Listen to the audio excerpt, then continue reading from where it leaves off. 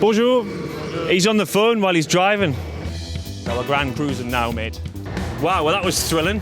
I don't even know what this is, this type of barrel, but it looks cool. Come and have a look at this soil though, look. We are Grand Cruising.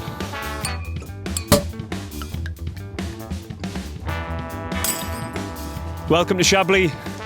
It's the wine that your mum drinks, but it's actually a wine that a lot of the wine nerds like as well, because all of these little sites taste so different that you can really geek out on it. We're only talking about one grape variety here, all Chardonnay, so it's pretty easy.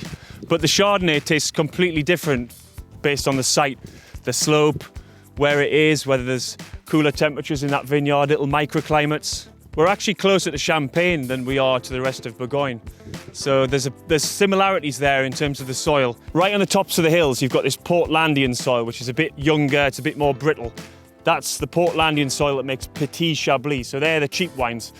That's Portlandian soil, is it? Yeah, it's Portlandian soil, so we can find this kind of stone on the Petit Chablis. The next level up is Chablis. So they're the ones that haven't got the perfect exposition. They're not getting all of the sunshine in the morning and in the afternoon. And then you move up to the Premier Crus. We were just in that Premier Cru over there. So we're going to have a look in one of the top Premier Crus here. This is the Vaillant vineyard. It's all about Kimmeridgian soil. So all of this soil here, 150 million years old, was once at the bottom of a sea. And this one is with fossils. Yeah, very small fossils of oysters, actually. I always think I can smell oysters in the wine. I don't know. Yeah, that iodine-y, salty sort of thing. Yes. Yeah.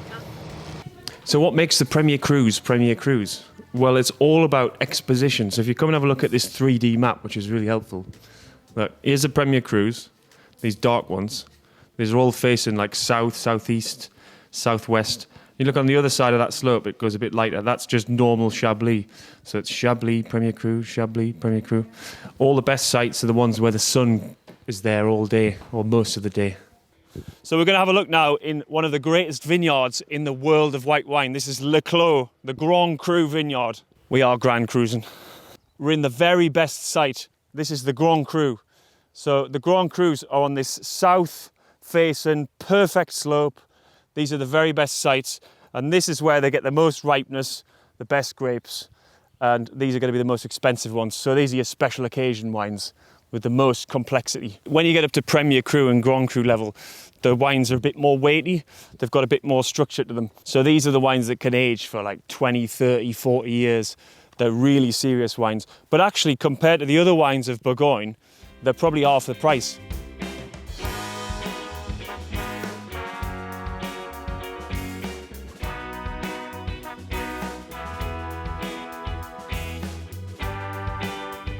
So we're in the cellars at Domaine La Roche. This building is super old. It's like 1,000 years old. And look what we've just walked into here. This mega room with a press that's from the 13th century. Look at that! The monks used to make wine here back in the day, and then they kicked them out. Now it's the La Roche family. Yeah, if you want to tell me how to start it.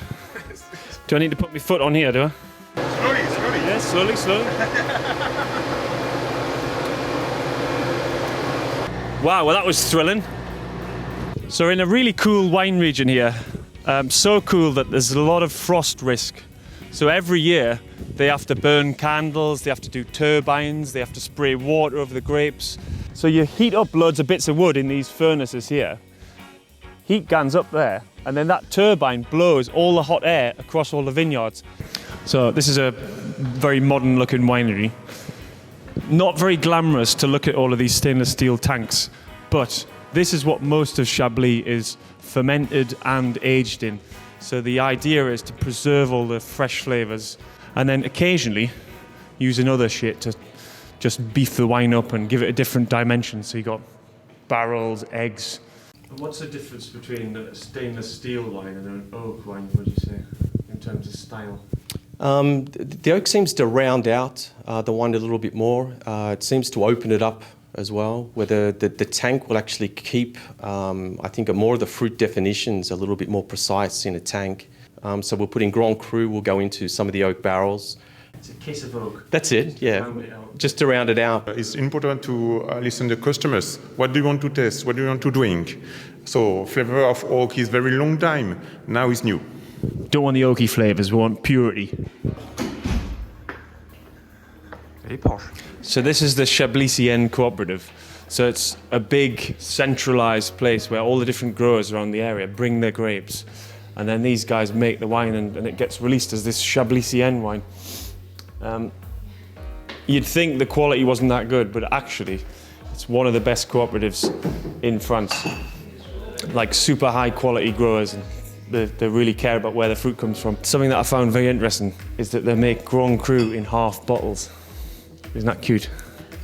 Look at that, man. You can have that for your lunch. That's the ideal bottle size. And for those of you with an eye on sustainability, or with a party coming up, or if you want to keep wine for a long time without it oxidising, get it in a box. Nothing wrong with that.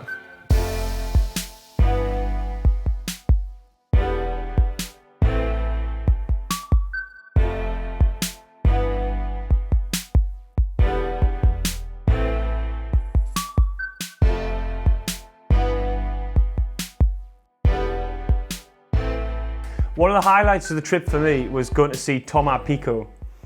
He's one of the superstars in Chablis. He's one of the few people who picks everything by hand, looks after his vineyards, doesn't use any chemicals, does long élevages, which makes his wine super complex and really different from all the other ones.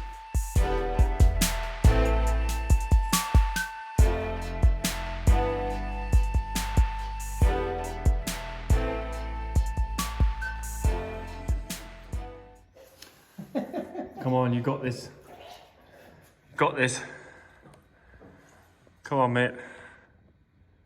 The guy is a legend, and I could drink his wine for breakfast, dinner, and tea. So there's a whole range of styles and prices, going from the easy, smashable, cheap Chablis that you might have just as an aperitif, or the serious shit that you might age for 20 years and then open on a special occasion, something to celebrate with.